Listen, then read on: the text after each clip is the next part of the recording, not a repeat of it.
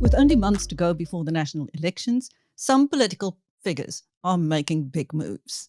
We speak to Neil de Beer, who spent 32 years in the African National Congress but left in disgust to form the United Independent Movement, a party that has joined the multi-party charter to oust the ruling ANC.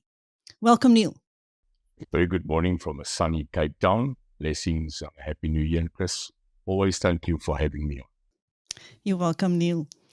Well, in a significant development, the new parties of former President Jacob Zuma and former Free State Premier and ANC SG Ace Magashule have joined forces. So we are looking at the united front of MK and ACT, the African Congress for Transformation. The Pan-African Congress may even join them. What are you making of this, Neil? Chris, I've not been long an active politician, but I've been in politics, I think, all my life. Nothing surprises me anymore. I'm just sometimes saddened and disgusted, but surprised, not in any way in politics in this country. So I think people that are saying they're quite surprised that Jacob Zuma has now started and followed a party called MK, which, by the way, I am a member of. I'm a veteran of MK. But it is absolutely a breaking away again of another segment within this depleted and failing liberation movement after 112 years. And I must tell you, this is not at all a surprise to me. This has to come. This had to move. It was just where would Jay-Z and his supporters place themselves. And there was no way that it would be the ANC. It had to be a breakaway faction. And I'm telling you, they are causing tantamount damage to the ANC. And I will assure you, will take a big segment of the voters. What effect do you think their united front will have on the election fortunes of the economic freedom fighters? I think the EFF is like a goat that cannot decide if it's a sheep or a dog. You know, it flounders between two. It barks a hell of a lot. But at the end of the day, when it comes to feeding, they're always at the end of the trough. Julius has proven, will prove again, that his bark is absolutely less than his bite. And that's proof in the pudding, Chris. They have absolutely run no structural organization within government. They have always been this Nyanya party nipping at the back. And I'll tell you why. They are vehement socialists. They ride the national agenda. And I think the news globally that nationalization, that when you take strategic companies and corporates and want to make them run by government, that it is a failure globally. I don't think that message or that memo has hit Julius and his people yet. So you don't think that this formation of the united front on the left side of the ANC will impact the EFF? I think if you really call it quits, the EFF to become something significant within the politics of this country, the governance of this country, they need a bigger brother. They are not the bigger brother. They will never, in my lifetime currently, which I hope I'm spared to see, will ever become the government of this country unless they go find themselves a home. So the only way that the EFF and the Julius cult, because they are a cult, can survive is if they take their 10, 12 or 15% possibly and they hitch themselves to a bigger brother. So their choices are very clear. They either go with the ANC because undoubtedly, no matter the hogwash that the ANC's propaganda machine is trying to sell, including a streetwise too, they are currently sitting and they are saying if they go below 50 plus 1, they need someone. And the obvious people will probably the people that you are recognizing on the leftist side, which is this RET faction. That is why they're cohorting together. And there might be something interesting. So the EFF, no matter how we look at them, there's one thing I must tell you. They are great in their propaganda. They are great in mustering some significant support, but they can't go it alone, so they will be looking for a home, and they can't go with the ANC. So watch this space. Well, in another interesting development, Zuma's ex-wife, Mrs. Dlamini-Zuma, has resigned from Parliament as an MP. She once had great presidential ambitions. What do you make of her resignation, Neil? Is she just retiring, or could there be more to it? I didn't notice that she resigned. I mean, she's been resigned, I think, for a very long time. So I think after 2017, after the tremendous loss against Cyril Ramaphosa, the CRNDZ campaign, I think it was over. She's just been hanging on to increase the pension. Good luck to her, Mama. Ulala nomslanje. She deserves a bit of a break. I mean, she was married to that man for a long time. So she deserves a bit of a break. Neil, let us go back to the multi-party charter. What are the prospects for the alliance going into the elections this year? I'm very excited. I am absolutely excited. And people say to me, but Neil, you are aligned to the DA. More than half the people that vote for the UIM probably left the DA to come to you. Now you are in a charter with them, with the Freedom Front Plus, with the IFP, with Action SA. Neil, you are not part of that ideology, because I bring a fresh approach. I bring a straight down the line approach. I bring a pro-South African ideology.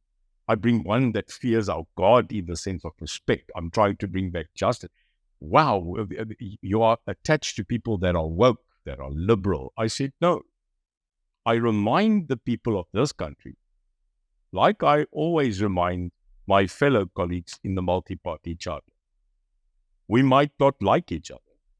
We might not agree on everything. We might not always get clear consensus. But I will remind the people that put politics aside, put it aside, we are talking numbers, Chris. This is a numbers matter. If you can count. This has got nothing to do now with standing back and pointing fingers. And as Mandela used to say, don't look at what divides us. Look at what unites us. Because we all have problems with each other. We all have opinions. But what do we, all of us in the multi-party charter, what do we agree on? What we agree on is the removal of the African National Congress and the fact that they are currently the government. We must remove them. Now, if that is not one singular point that unites a grouping of parties who do share certain DNA equally with each other, that unites us. And I always sketch that picture, Chris. A picture because I'm a lover of history. I will never forget the picture of Stalin, Roosevelt, Churchill, and de Gaulle that sat at a certain point in history, Chris. A communist, a capitalist, a socialist, and a conservative who sat and said that the removal of Hitler, who has become a threat to that days of the world, must be removed. Can you imagine what it took for those four leaders to sit down and concur? Well, here we are again. We are sitting with different parties, with different values, different ideologies, but we have decided to set that aside so that we can obtain 50 plus 1. And every day that another group splinters from the ANC, another group edges within the already so fragmented African National Congress, that 50 plus 1 becomes much more realistic to obtain. And I think, not only with the will of God and the absolute unity of the South African people, 50 plus 1 can be obtained.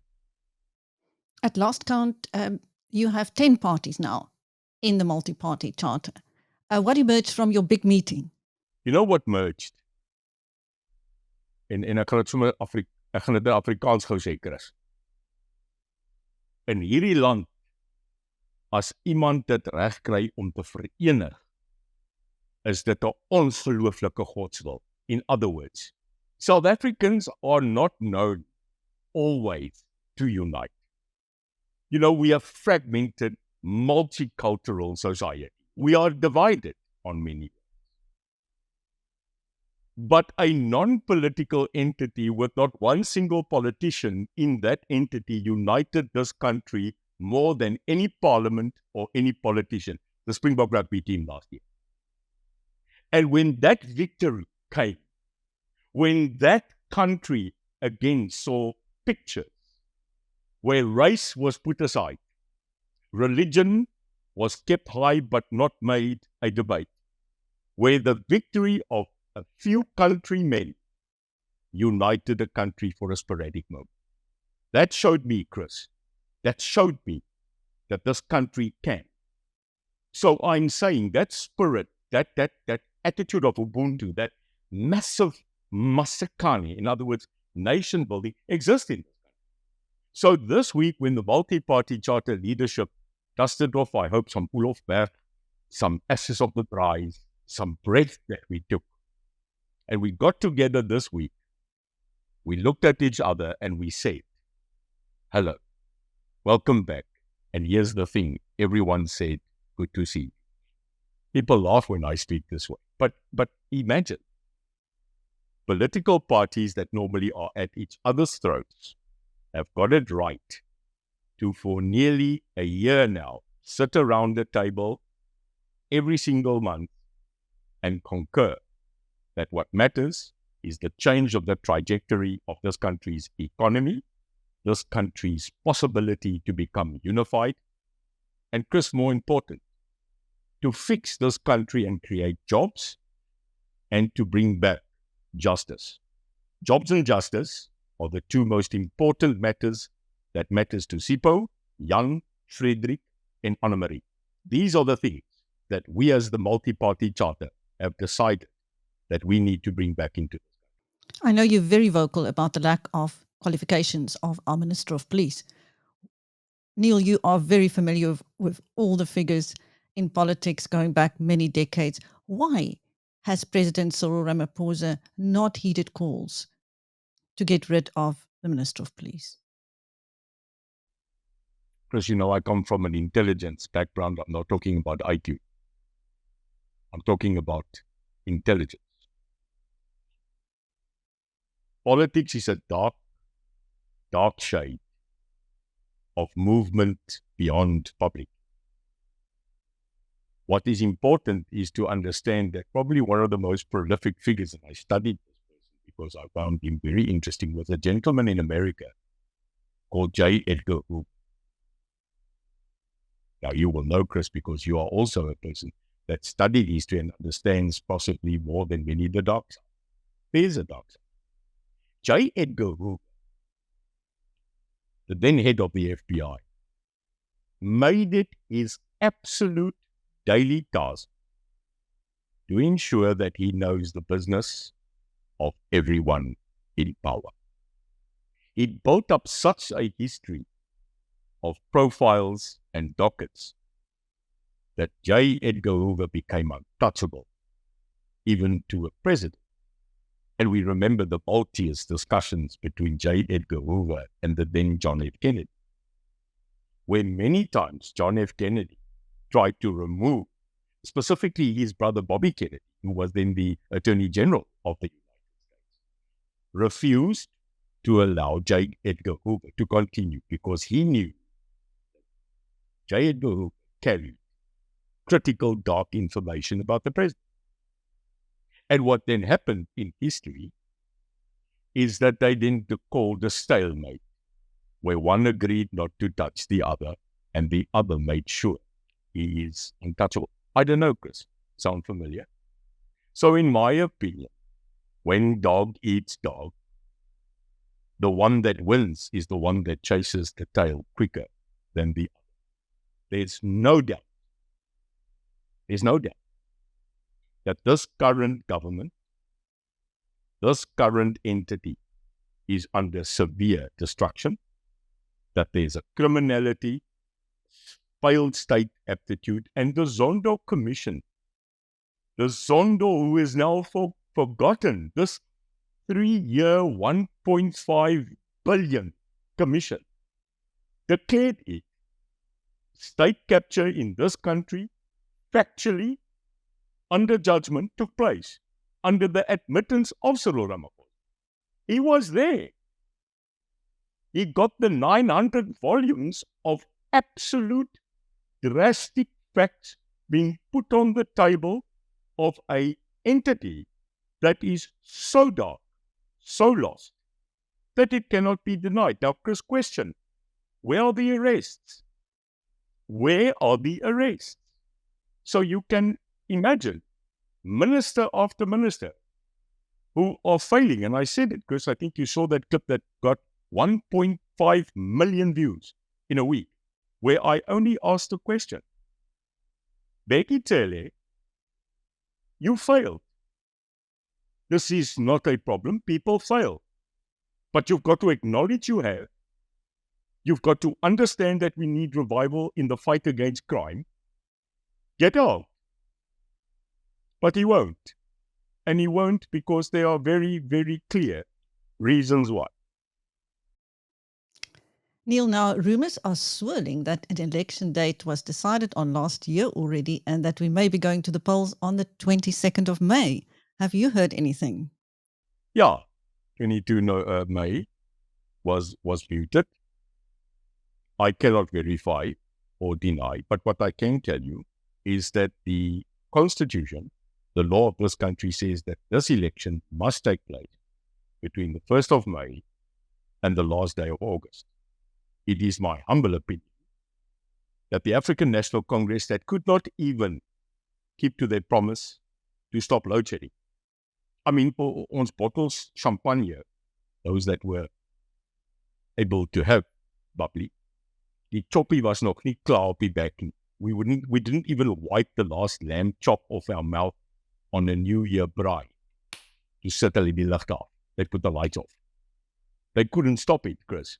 So here's a factual opinion from Neil de Beer, who maybe does not have the elaborate wisdom of other people, but that knows what's going on in the ground and sometimes underground, is that the African National Congress will call this election sooner than later. Because, Chris, they cannot keep this bunch of nuts together. And they will have to call it sooner than later to ensure that they actually go to the elections with something still intact, which is few. So that call to postpone the elections will go nowhere? No, it's not going to happen, because if they do that, I think and fear civil society will not allow it. So it's not the parties that won't allow it. It's not the political parties that won't allow it, because we, the people currently in opposition for the past 30 years, seems to be ineffective and numb to stop anything from the ANC. So they will not be able to stop it. But I'll tell you something. In Afrikaans, Chris, sorry if I use it, maar ons is nou bly die gat vol. I think we are past gat vol. We are past that mark of taking this abuse, because that's what this country has suffered. Clear, systematic abuse. So I doubt if they will try and postpone these elections. But what I do know, and I've said this many times, one like my mense hoor my. I don't know if you know, the secret of the ANC's victory has actually got nothing, Chris, to do with politics. I'm amazed that people don't know this. I don't know if you know it. Here's the secret unveiled on BizNews. The ANC, during election time and election day, they do not do politics, Chris. They don't do politics during that time. They do logistics. Shall I say that again? When the African National Congress goes to election day, they put politics aside and they focus on only one thing: logistics. the total focus of the ANC on an election date is to move more than 5 million people to the election center and back. So how would the multi-party charter counter that? You In couldn't fight addition, fire with fire. You know, the Western aptitude of rallies and rah-rah and standing on election day and making speeches, it does not work in South Africa. It's never worked, and it won't work until we educate the people of this country to a certain level, because that's also what the ANC failed. And I don't know if it was deliberate. They failed to educate this nation, because an educated nation does not make a election decision emotionally. They make it with their mind. They make it with choice because they are educated. This country's masses are not educated. They kept them that way. So now we're going to go back to the T-shirt, the cap, the streetwise too, like yesterday, and we are going to put them on trucks and trains and vehicles and taxis. And we are going to move them to the ballot box and move them back. Now, this is a simple method of calculation. Whomever has the money, whomever has that capacity, will take that money, sometimes more than 1.5 billion rand.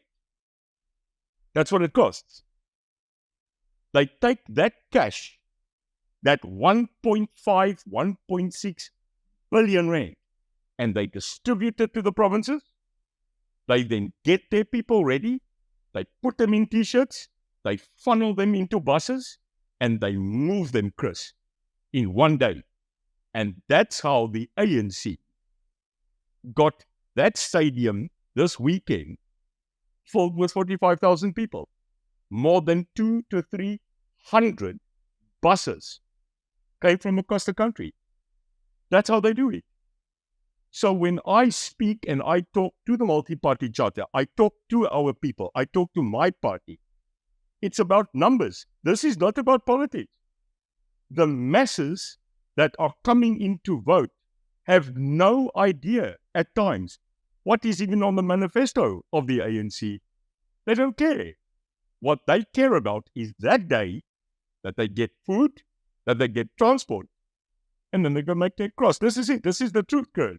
We must not bluff ourselves that we are running a Eurocentric, modern, Western society elections here. That doesn't work in this country. So the multi-party charter and any other party that wants to equal that movement and logistical plan of the ANC for the past 5 elections, they have to get up, they have to ask for the money, they have to ask for the funding, they have to put it in place and equal that logistical move. But this is logic. Now that I've told you, I think now a lot of people are going to go, it's logistics, and that's it. you're confident that you can win that logistical war on election day? We're going to give it a bloody go. You know, I always laugh. I always say one of the most prolific people that I studied in history was Napoleon. And Napoleon Bonaparte was a absolute strategist. But I will never forget, he stood at the Battle of Waterloo, all dressed up and ready to fight. And the opponent shot a cannonball past his head and it hit his logistical tent. And the apparent story is he didn't even look at the tent. He said to his commander, "How rude. I've not even started to fight." So from our point of view, we are not going to become rude. We are going to calm down and we are going to look at what we need to do to ensure that, number one, there will be a massive spotlight, Chris, on this election, and we as the United Independent Movement, and I can tell you, all members that partake in that charter, we are going to ensure, no matter what, that there is going to be physical eyes and monitoring at every single voting station. That's the first most priority that we need to do, is that there is a counter to the possible beat you by hook or crook. So we will put that effort down to ensure there's international people that will come in to support that the IEC, a guy told me, if a mongoose falls in a pit of coke, the only prayer you have is that the mongoose remains a mongoose. So we need to look at the IEC and tell them, you better be honest. Let's keep you honest. Let's help you to be honest that this is a free and fair election. So we have to focus on vote rigging, the possibility of it, and shenanigans. And that is the first move to ensure that no matter what we don't get to those two words, Chris, free and fair. And I can tell you now, the economy of this country, the economics of this country will not last successfully another 5 years with this government in place. The sure business of business depends on the removal of this entity. Thank you. That was Neil de Beer of EUIM speaking to BizNews. I'm Steyn. Thank you, Neil. Thank you and God bless, and all the best for this very important year, Chris.